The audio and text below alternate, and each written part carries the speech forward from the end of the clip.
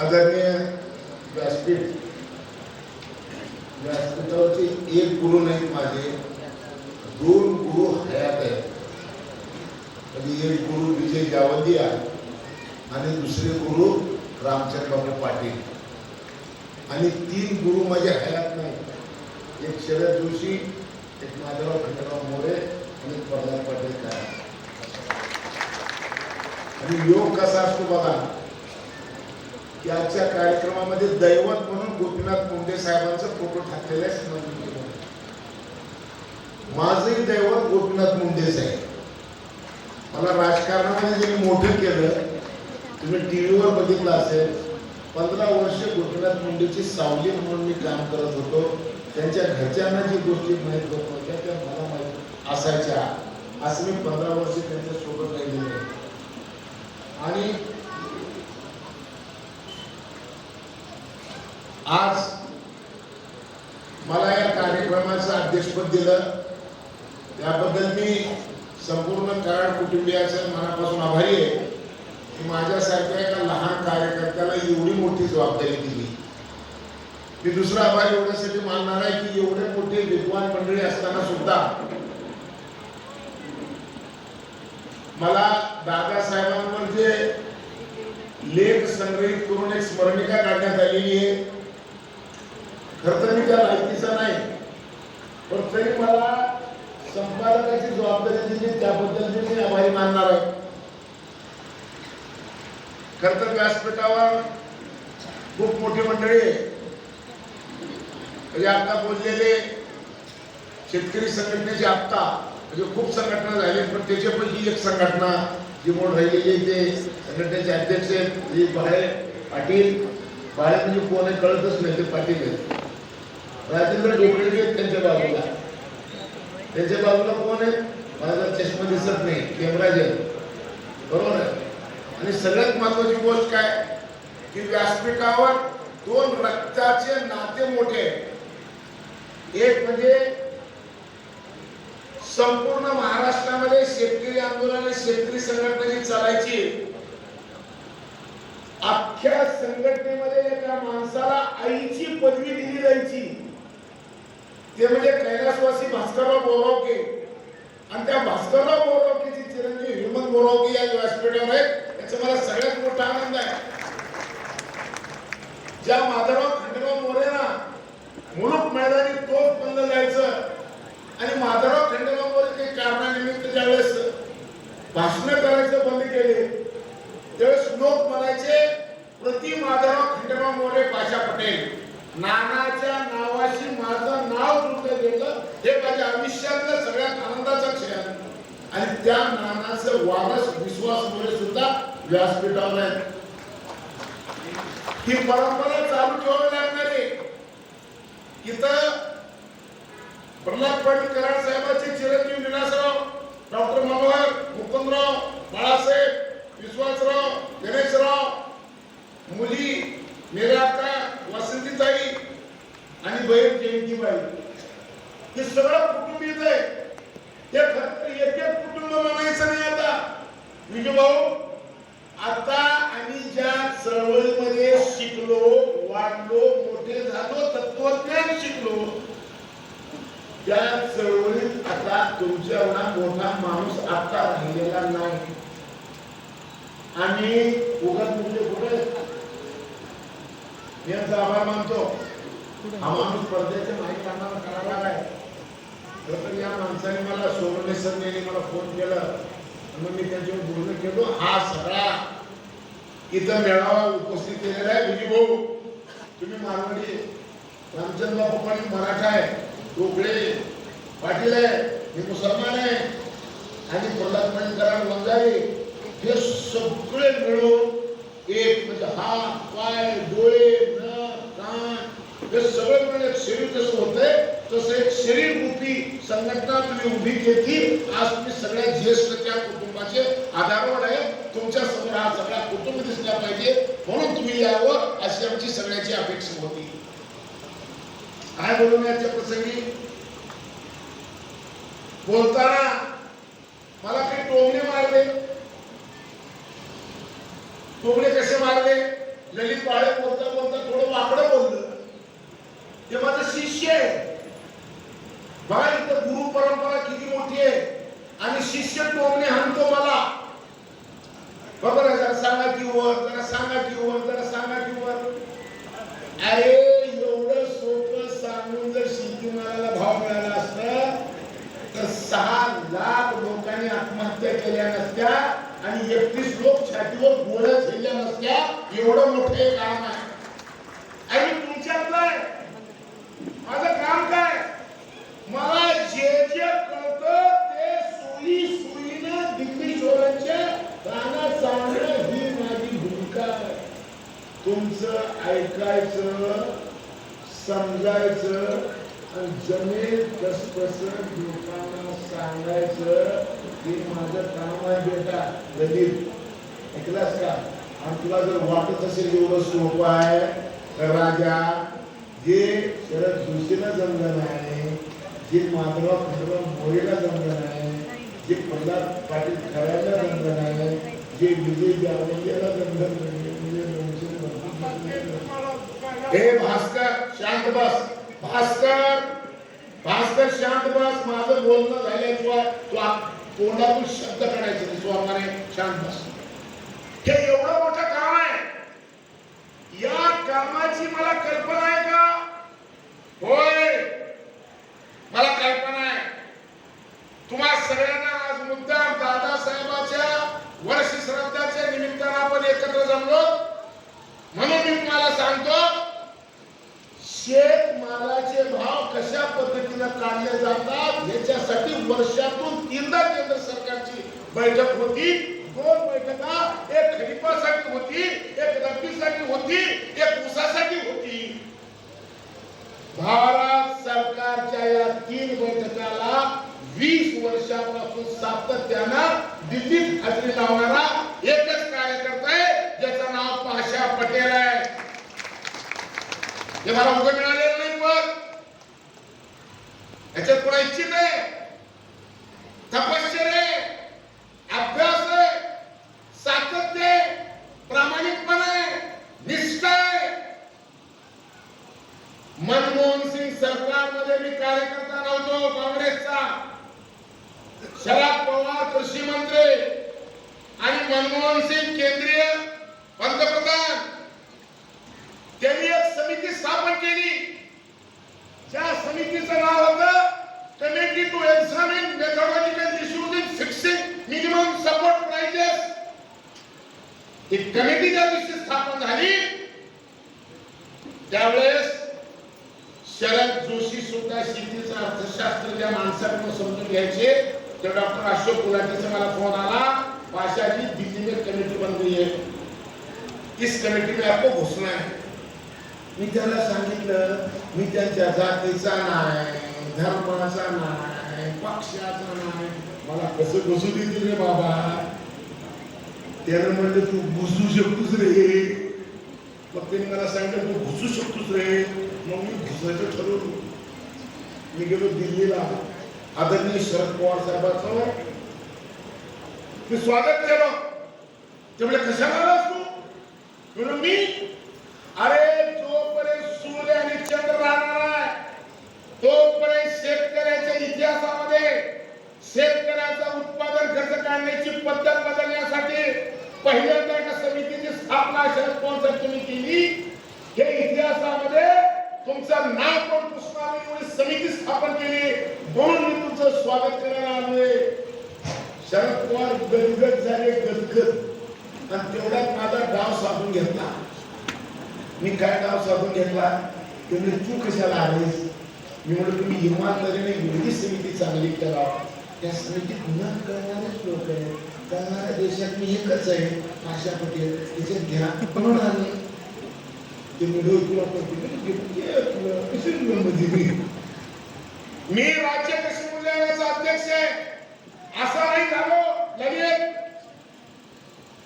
1962 ला कैलासवासी लालबहादूर शास्त्रीने शेतकऱ्याच्या खिशातून जे जाते शेतकऱ्याच्या खिशात जे येतं याचा कुठला हिशोब असला पाहिजे म्हणून केंद्रीय कृषी मूल्यांकनाची स्थापना केली. आणि या केंद्रीय कृषी मूल्य आयोगाचं अध्यक्ष कोण असावं तर जे 25 वर्ष ऍग्रिकल्चर मध्ये रिसर्च असणार, 25 वर्ष एज्युकेशन ऍग्रिकल्चर शिकवणार किंवा एखाद्या विद्यापीठाचा कुलगुरू 25 वर्ष असलेला जर असलं तर त्या आयोगाचा अध्यक्ष केला पाहिजे, असं अध्यक्ष आयोगाच्या अध्यक्षाचं नेमली होती घटना. मी 1100 किलोमीटर पायी चाललो, लक्षात घ्या. मी आमदार असताना 1100 किलोमीटर पायी चालणारा मी एकमेव आमदार आहे. कशासाठी? राज्याला कृषी मूल्य आयोग लागू करा म्हणून. सरकार माझं नव्हतं, विरोधी सरकारला भाग पाडलं, घोषणा झाली. मी लगेच अधिकाऱ्याकडे गेलो की सरकारनं तर यश म्हणलंय, आता आयोग सुरू करा. एक अधिकारी मला भेटला, तुझी घटना कुठे मिळती, कसं कसं करायचं, म्हणजे तू काळजी करू नको, तुला सगळी मेल घटना आणून देतो म्हणलं. घटना सगळी आणली, एक पान फाडलं. अध्यक्ष कोण असावा, MSc इकॉनॉमिक्स PhD किंवा कुलगुरू किंवा किंवा किंवा किंवा ते सगळं फाडलं. त्याच्या जागी एक पान जोडलं मी, शेती समजणारा कार्यकर्ता असं पान टाकलं आणि अध्यक्ष झालं. येड्या असं व्हावं लागतं. या पृथ्वी तलावर SSC पास असलेला एकच माणूस आयोगाचा अध्यक्ष आहे, ते म्हणजे पाशा पटेल आहे. गपरे भास्कर गपरे, त्याच्या तोंडात बोला आला कोणीतरी. मी पहिल्या वेळेस अध्यक्ष झालो, आमच्या पक्षाचं सरकार गेला, दुसऱ्या पक्षाचं सरकार आलं, त्याला 2.5 वर्ष माणूसच मिळाले. पुन्हा माझ्या पक्षाचं सरकार आलं आणि पुन्हा मी अध्यक्ष झालो. याला अक्कल लागती ललित, ऐकलं का? शहाणपणा जमत नाही, अक्कल बी लागती. शहाणपणासोबत तत्वज्ञानासोबत अक्कल जर असेल तर या गोष्टी सगळ्या शक्य होतात, नाही तर नाही. आता पुढचा आहे का, मला विषय कळत नाही. कांद्याचा विषय. अरे तुम्ही आंदोलन करताय, तुम्ही निवेदन देताय, तुम्ही लेख लिहिताय, पण या 15 दिवसामध्ये 2 वेळेस मी कांद्यासाठी काय केलंय का? एक बैठक मी कशी केली, 3 केंद्रातले हेवीवेट मिनिस्टर, एक भूपेंद्र यादव, दुसरे वैष्णवी, काय नाव त्याचं, वैष्णव, 3 पियुष गोयल, या 3 हेवीवेट मंत्र्यांना समोर बाकड्यावर बसवलं आणि VIP चेअरवर मी एकटा बसलो. त्याला सांगितलं 30 जागे आपले पडले, ते 30 जागे पडले हे काँग्रेसच्या यशामुळे आहे, तर आपल्या अपयशामुळे पडलेले आहेत. आणि हीच पुनरावृत्ती विधानसभेमध्ये होऊ शकते, ही सांगितलं. लक्षात ठेवा. आणि काय मागणी मागितली? $540 काय MEP. अरे निर्यात बंदी म्हणा ना. मी 3 मंत्र्याला ठणकावून सांगितलं निर्यात बंदी आहे ही, का तर $6,500 जोपर्यंत दर मिळत नाही तोपर्यंत कांदा परदेशात विकला जाऊ शकत नाही. MEPचा अर्थ आणि 40% त्याचा अर्थ $6,500 $6,500 एक टन. बाजारात दर किती आहे डोमेस्टिक मार्केट मध्ये? 3,000. मी या 3 मंत्र्याला प्रश्न विचारलो की माझ्या कांद्याचं दर 3,000 चालू आहे आणि तू 6,500 तर परदेशात तुम्ही म्हणतो. आता शेतकऱ्याच्या पोरांच्या हातात सुद्धा मोबाईल आलेले, इंटरनेट आलेले, त्यालाही कळती म्हणून हिशोब झालेला आहे. ऐक ललित, तुझ्यासाठी सांगतो, मी सोयाबीन आणि सूर्यफुलासाठी बोललो. मला काय सांगितलं मंत्र्यांनी? हमको गरीबों को तेल सस्ते में खिलाना है, इसलिए हमने सोयाबीन का और सरसों का रेट कम किया है. मी त्याला सांगितलं तुमको समझना नहीं, गरीबों को सस्ते में नहीं खिलाना चाहिए, गरीबों को फ्री में खिलाना चाहिए। तो बोले वो कैसे? मी म्हणला 5.5% ड्यूटी आहे, तुम्हाला ड्यूटी आहे द्यायची का? ऐका, तेल बियाचे दर पडले त्याचा पाप पुन्हा कुणाचा आहे का? अरे 2 नमुन्याचं तेल आपल्या देशात येतं, एक क्रूड येतं, एक रिफाईन येतं, 2000 मध्ये क्रूड तेलावर ड्यूटी होती 16% आणि रिफाईनवर होती 44%। 2000ला 16 ची ड्यूटी 70 झाली आणि 44 ची ड्यूटी 92.40 झाली। 2006 ला 70 ची ड्यूटी 0 झाली आणि रिफाईनची ड्यूटी 28 झाली आणि आता 5.5% 13% आहे। ते सुद्धा अक्कल असावी लागते तेव्हा कळतं हे।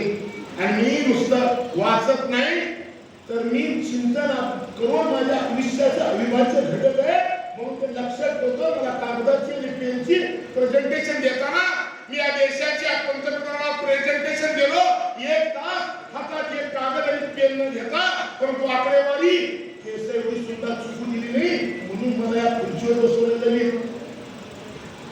ते काटेरी मुकुट आहे आणि मी काय करता बापू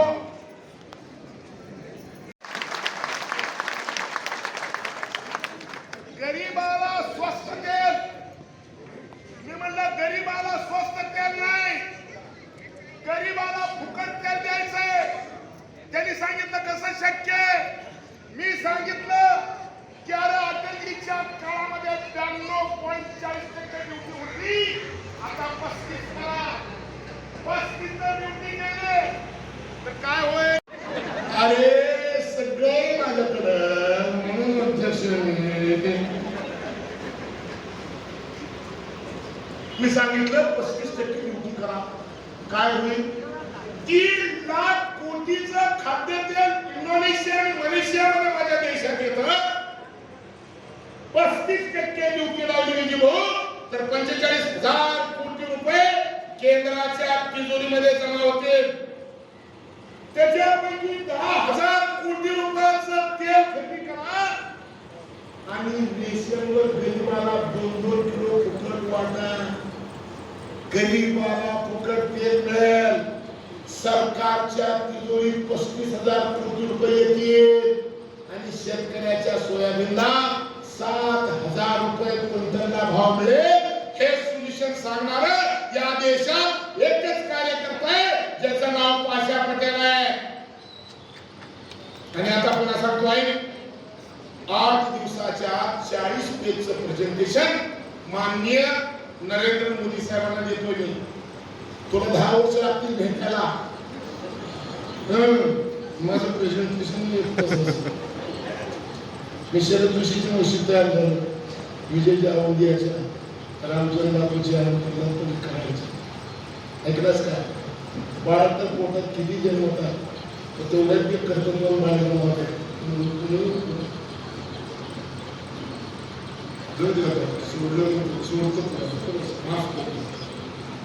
आता ऐका, हे सांगणार पाशा पटेल, मी एवढ्या मोठ्या माणसांच्या सानिध्यामध्ये जन्म तयार झालोय।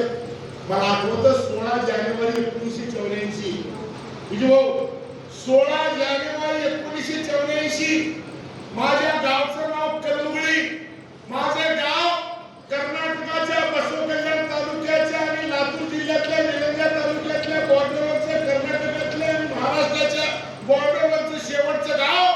माझ्या गावाला लाईट नव्हती, माझ्या गावाला रोड नव्हतं, गाडी वाटणं।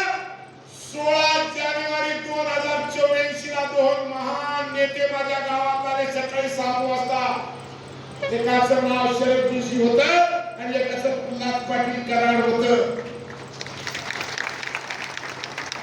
हे 2 नेते माझ्या गावात आले, थंडीचा महिना होता, सकाळी 7 वाजता, बस नाही, मोटरसायकल नाही, जीप नाही, 10,000 लोकांची सभा माझ्या गावात झाली।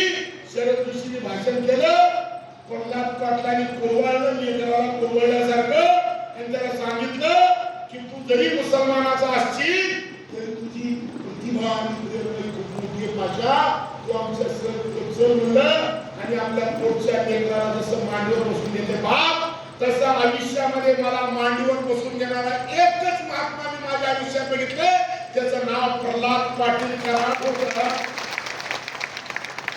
त्या प्रल्हाद पाटलांनी माझं बोट धरून कलमुरी गावात मला गाडीत बसवलं आणि 250 किलोमीटरवर हिंगोली जिल्ह्यामध्ये कलमुरी नावाच्या गावात मला सभेला उभं केलं आणि सभेत उभं करताना सांगितलं महाराष्ट्राचे ज्येष्ठ नेते पाचापटे त्या काळात मला मिशी सुद्धा फुटली नव्हती. अरे कार्यकर्ता कसा उभा करायचा ते प्रल्हाद पाटील कराडकडून शिकायला पाहिजे होतं आणि म्हणून मला उगल मुगलेने सांगितलं उगल मुगले प्रल्हाद पाटील कराड ही माझ्या भावनेचा विषय आहे आणि म्हणून माझे लाख काम असले तर मी ते सगळे सोडून येणार. पण माझ्यासोबत कोण पाहिजे? विजय द्या. माझ्यासोबत कोण पाहिजे? या आमदार साहेब बरं झालं सगळं बोलल्यावर आलो तुम्ही नाही तर तुम्ही मध्ये जिल्ह्यात असतो. या या का तर हे घडीवाले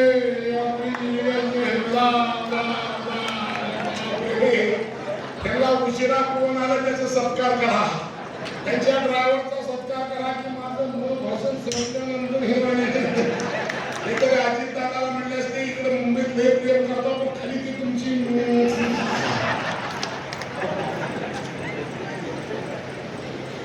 रे बाबा आपलं वाचलो आता मी काय काय बोललो याला सांगू नका बरं का तिच्या किती भांडण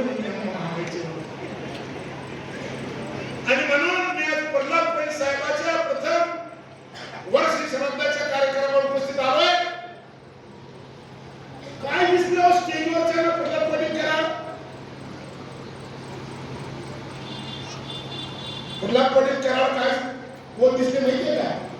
राजेंद्र काल रात्री परवा रात्री तुम्हाला फोन केला तुझा राग आला मला तू 11 वाजता मी माफ करतो. हरित क्रांती ज्यांनी देशात आणली अशा नॉर्मल कोल्हापूरवर दादासाहेबांचा संबंध होतो. माहिती का तुला? त्याने माहिती का तुला? नाही तू वारस आहेस रे त्यांचा. अरे बापाची आजीची पुणे जर तुला माहित नसेल तर तू पुढची कसं करणार आहे? Doctor M S Swaminathan doctor Rao अशा दिग्गज लोकांबरोबर हे फोटो आहे मला पुस्तकामध्ये मी संपादक आहे त्याचा पुरावा आहे मी बोलणार आहे ते विषय ठेवून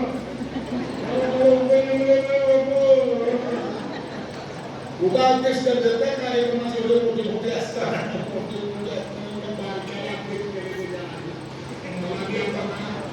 उष्मा अवसर म्हणून बोलायची नाही लगेच सार्थ संस्थेबरोबर काम करणारा कोण आहे का तुमच्या संघटनेत? ते प्रल्हाद पाटील कराड होते. माझ्या नाशिक जिल्ह्याचे जे वैभव आहे ना धर्मवीर काकासाहेब वाघाने स्थापन केलेली संस्था या संस्थेमध्ये दादासाहेबांचा सिंहाचा वाटा वगैरे कोण करू शकतं का? अजिबात नाही. न्यायमूर्ती रानडेच्या नावाने संस्था या शहरामध्ये उभे करण्याचं काम दादासाहेबांनी केलं. कोण नकारते का? मध्यवर्ती बँकेमध्ये काम केलेलं कोण नकारते का? जिल्हा परिषदेमध्ये काम केलं कोण नकारते का? निफाड सरकारी साखर कारखान्याचा अध्यक्ष म्हणून घोषवलं हे कोण नकारते का? खाजगी साखर कारखाना उभं करण्याचं काम त्यांनी केलं त्याला कोण नकारते का? गरीब संघाचा अध्यक्ष म्हणून घोषवलं त्याचं कोण नकारते का? एवढे काम केलेला एक कर्मयोगी कोण होते? प्रल्हाद पाटील कराड. म्हणून तर एवढे लोक जमले गेल्यानं मला विजय जावलिया म्हणजे भाषा तुझ्याकडे सीएम म्हणलास मला वाटलं 5-50 लोक जमतील पण ते एवढे लोक भाऊ त्याचं कारण त्या माणसाची 90 वर्षात तरी जे कार्य केलेले त्या कार्याची पुण्याही हा जनसागर आहे. माणसं मोठी होत नसतात. माणसं आपल्या कर्माने मोठी असतात आणि मग जिवंतपणे लोक जमलं वेगळं आणि गेल्यानंतर जमलं वेगळं. मला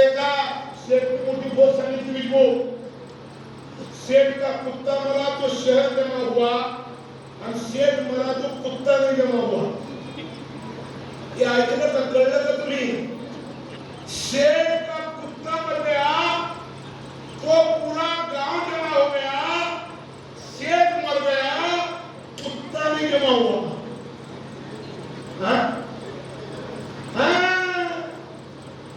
माणसं गेल्यानंतर माणसं जमणं ही खरी त्या माणसाची पुण्य असती आणि ती पुण्य आहे दादासाहेबांची होती म्हणून एवढी माणसं इथं जमलेली आहेत.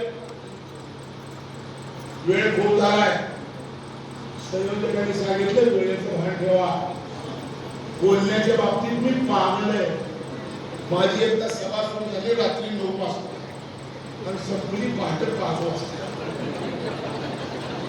लघुशंकेसाठी 3दा सुट्टी देण्यात आली होती. मी एवढा बोलणारा कार्यकर्ता आहे.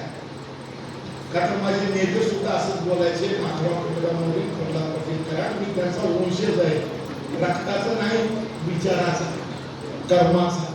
आणि म्हणून बापू रामचंद्र बापू पाटील, तुम्हाला माहितीये जालनामध्ये राजुऱ्याचा गणपती आहे. 1984 नंतर जे मार खाल्लं रामचंद्र बापू पाटील त्यावेळेस शेतकरी संघटनेचे सूत्र रामचंद्र बापू पाटलाच्या हातात होते. मला वाटतं बापू अध्यक्ष होते आणि मी बापूचा प्रचार प्रमुख होतो. आमची सभा झाली गणपतीच्या बाजूला.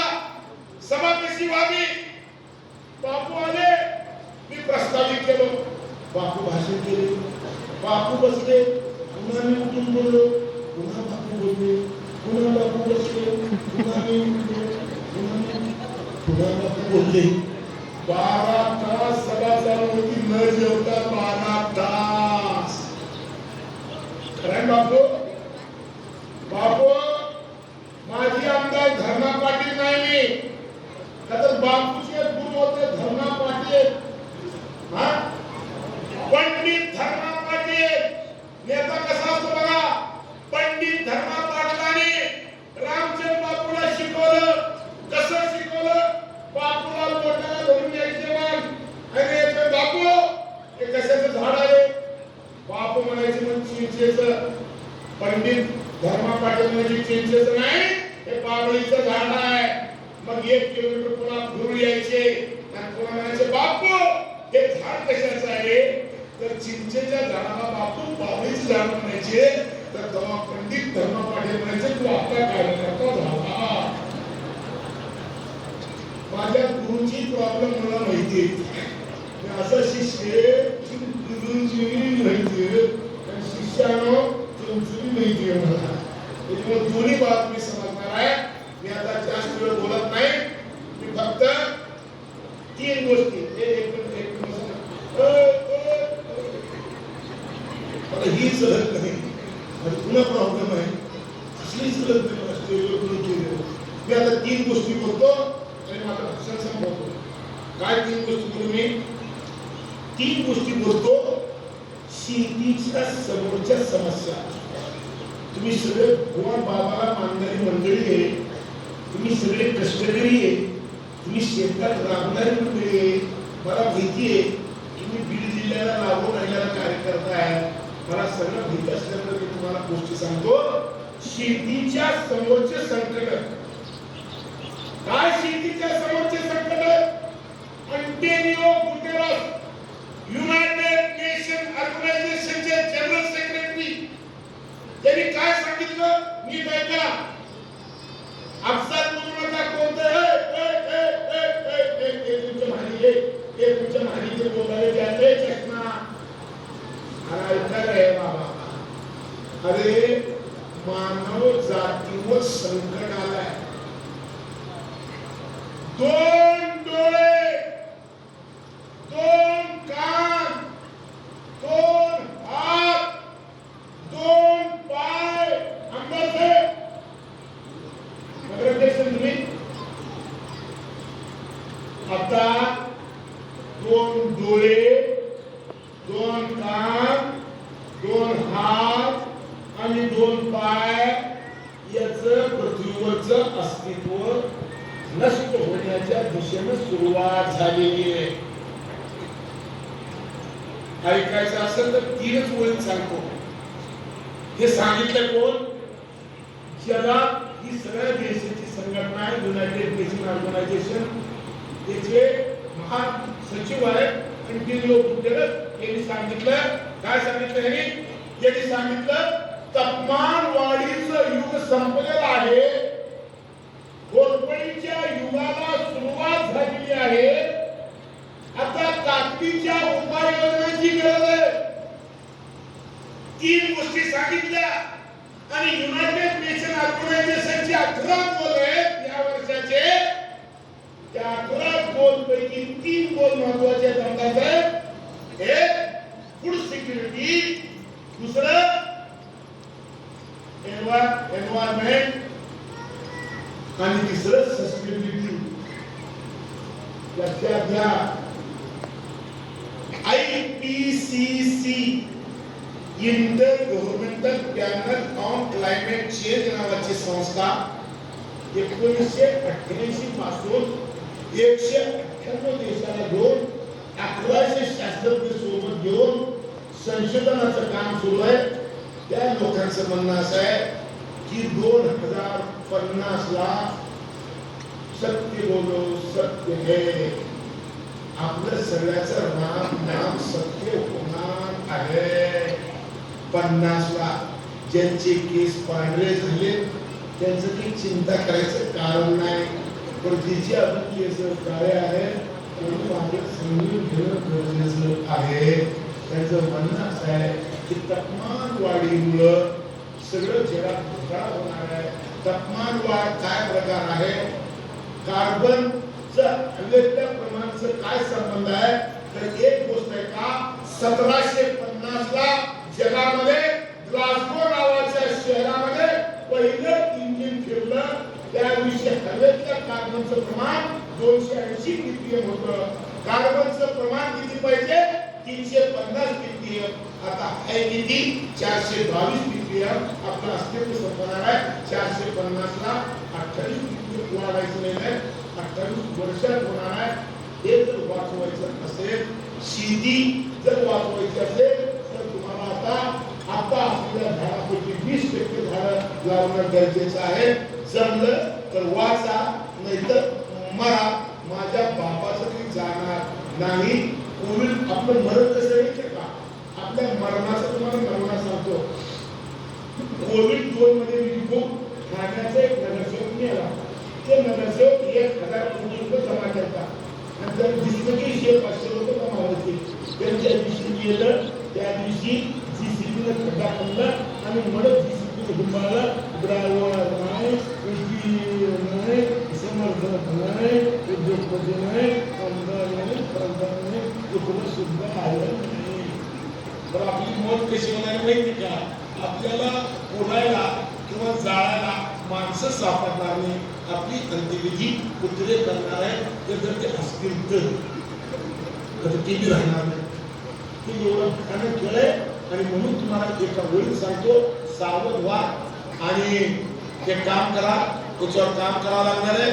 मी भाग्यवान आहे, हा विषय सोडवण्यासाठी जगामध्ये पहिलं राज्य महाराष्ट्र काम करत आहे. महाराष्ट्राच्या मुख्यमंत्र्यांनी एकनाथ शिंदे साहेबांनी एक समिती स्थापन केली आहे, chief minister environmental sustainable development task force. आणि मी भाग्यवान आहे, माझी जबाबदारी काय, चीफ एक्झिक्युटिव्ह चेअरमन. मी मुख्य कार्यकारी अधिकारी आहे मुख्यमंत्री समितीचा. त्याच्यामुळे मी तुम्हाला जाता एक सांगतो, शेती वाचवायची आणि शेतीवरचं सगळ्यात मोठं संकट शेवटच्या एका लाईनमध्ये सांगतो. रामचंद्र बाबू IPCCच्या रिपोर्ट मध्ये सांगितलं की 100 दिवस आपल्या लहानपणी पडणारा पाऊस 52 तासात येऊन जाणार आहे. ज्या दिवशी हे रिपोर्ट बाहेर आलं त्या दिवशी जगातल्या तथाकथित बुद्धिवादींनी एक भीती घातली. IPCC म्हणलं 100 दिवस पडणारा पाऊस 52 दिवस कसा पडतो, 52 तास कसा पडतो असं प्रश्न उपस्थित केला. पण बापू 1 महिन्यापूर्वी दुबईमध्ये पाऊस पडलं 170 मिलीमीटर. दुबईचं वार्षिक पर्जन्यमान आहे 70 मिलीमीटर. म्हणजे 2.5 वर्षाचं पाऊस 1 दिवसात पडलं. IPCC म्हणती 30 नंतर 100 दिवस येणारा पाऊस 52 तास पडत.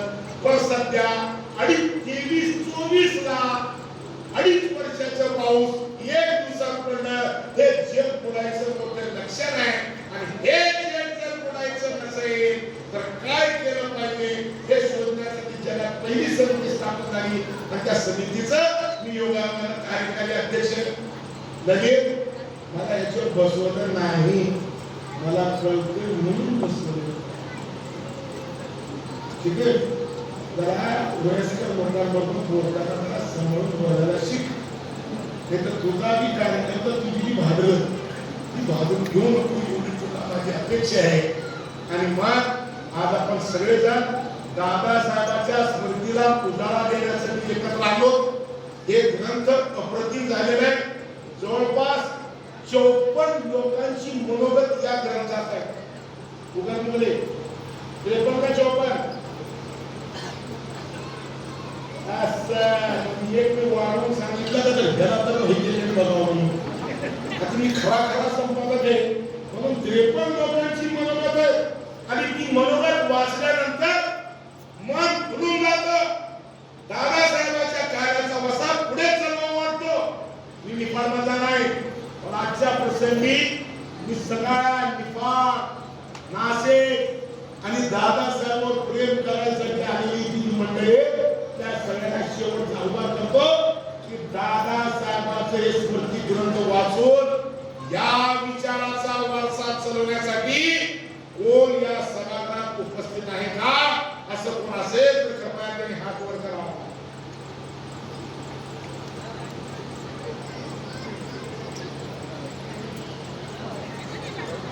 सगळे म्हणलं कुणीतरी अरे सगळे गाडीचे ड्रायव्हर होत नाही, गाडीचा सत्यानाश होतो. गाडीला ड्रायव्हर एकच लागते, गाडीवर माणसं मागे लागतात. म्हणून या गाडीचं ड्रायव्हर पण व्हायला तयार आहे का? मी असं अपील करतो. कोण आहे का? उठा उठा तुम्ही दोघं याची मी गॅरंटी दिसली मला, याची गॅरंटी दिसली मला. ऐकलं का? तुमच्यापैकी कोण आहे का? तुमच्यापैकी कोण आहे का महिलांपैकी? उठा मावशी, काय नाव तुमचं? जमला बाबा, या तुम्ही, या या या या या तुम्ही या. बघा नवरा बायको जोडी असावी तर कशी असावी? ही जोडी परमेश्वराने निर्माण केलेली आहे. या जोडीला देवाचा आशीर्वाद आहे. या जोडीला दादा साहेबांचा आशीर्वाद आहे. या जोडीला आमच्या व्यासपीठाचा आशीर्वाद आहे की तुम्ही दादा साहेबांचं कार्य या पोऱ्या वऱ्या वऱ्या वऱ्या. हे फोटोग्राफर कोण आहे? हे फोटोग्राफर कोण आहे? हे काढ फोटो. हे बापूया भाऊया म्हणजे बोया ललित गेले, डोकळे गेले, हे याला तुम्ही सगळे संघटनेवाले इकडे पट डोकळे या ना. हे लवकर हो विश्वासराव, हो बोरोके साहेब, या इकडे पुढे. तू नको रे, पुन्हा गोंधळ करतो त्याच्या. या या इकडे बसा. थांबा चला. ते काढणे सगळ्यांचा फोटो माझं चांगलं का? चला तर आता भास्कर घे. हे भास्कर ये भास्कर घे रे. भास्कर तुझ्यावर प्रेशर काढतो. ये तुमचं लताताई आणि विश्वासराव, तुम्हाला दोघांना एक विनंती, असाच कार्यक्रम वर्षाला घ्यायचं आणि आम्हाला सगळ्यांना बोलवायचं. बरोबर बापू? आपण येणार मुलीगो नक्की. कंबर दुखली तर बेड लावून यायचं, पण यायचं. ठीक आहे? आम्ही विश्वासराव आणि लताताई जे जे आदेश देतील, जे माझं शब्द आहे का, मी प्रथम कृषी एक वचनी पाशा पटेल, मी एक गोष्ट सांगतो की विश्वासराव आणि लताताई मी आयुष्यात जिवंत असेपर्यंत मला जे आदेश देतील ते आदेश मी शिर सावंत म्हणून मानायला तयार आहे. आता माझ्या आई वडिलांनी मला जन्म दिलाय, दादासाहेबांनी मला प्रेरणा दिलेली आहे. त्या प्रेरणेतून माझी वेळ मला संधी प्राप्त करून दिली. म्हणून मी आपल्या सगळ्याचं नतमस्तक होतो. इथंच थांबतो. जय हिंद. एक मिनिट पाशाबाई, दादांच्या सोबत हे जास्तीत जास्त काळ होते, त्यांची सेवा दोघांनी केली आणि त्यांची कन्या आहे श्वेता कराड म्हणून, तिचा सत्कार आपल्या हस्ते गुलाब पुष्प देऊन करावा अशी विनंती करतो. एक प्रातिनिधिक सत्कार आहे. दादांची शेवटच्या काळामध्ये ह्या तिच्या दादांच्या नातीने खूप सेवा केली म्हणून तिचा सन्मान पाशाभाऊ पटेल यांच्या हस्ते संपन्न होतो आहे. दादासाहेब यांना अभिवादन करण्यासाठी